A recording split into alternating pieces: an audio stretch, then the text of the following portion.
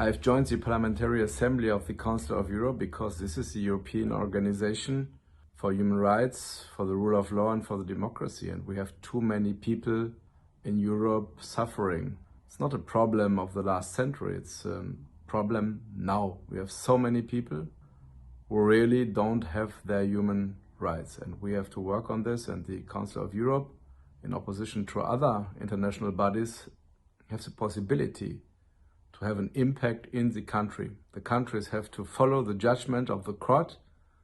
It's very important, and we have the opportunity to go into the countries. This is our monitoring opportunity. So that's the right organization if you really want to care for human rights in Europe. The biggest challenge as chair of such a big group with more than 40 nationalities inside is to bring all these people together with different experiences, with different national situations. Some are in the government, some are in opposition. So this is really a challenge to find a common position and always very clear, respecting the national position, but it has always be very clear on human rights, and we cannot act against human rights even if it's against the interest of a government. The biggest advantage at the end is the same, that we have this big variety of people, of different national members. And if you can bring this together, and if you can bring them together, then you can organize a majority in the whole assembly for human rights, for the rule of law, and for the value of democracy. There are a lot of important reports.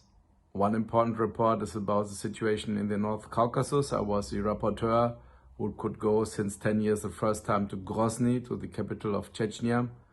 And the human rights situation is very, very difficult, maybe the most difficult one in the whole Council of Europe. And another one for sure is a report against corruption. We had a big corruption crisis in the Parliamentary Assembly. We should control member countries, and we should control them if they are too corrupt, or should make proposals against corruption in the countries. So it's very clear that inside our organization we have to do everything to prevent corruption. And till now we have a lot of problems. We survive and we overcome a very critical situation about Azerbaijan, but it's not solved. And so I'm the rapporteur to create a, let's say, permanent answer to the challenge of corruption. And this is a very, very big and a very important report for the whole assembly and for the future of our assembly.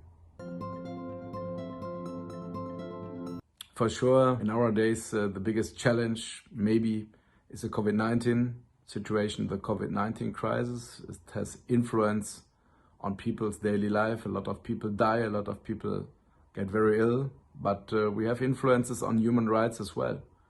We could not check the human rights violations in some member countries, and some civil rights people have are restricted now under COVID-19.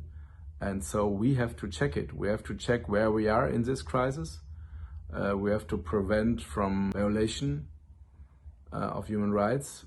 And we have to remind all the countries that after COVID-19, we have to come back to a situation where we respect the human rights, the rule of law and democracy in our member countries. So this is a very important thing our organization has to do.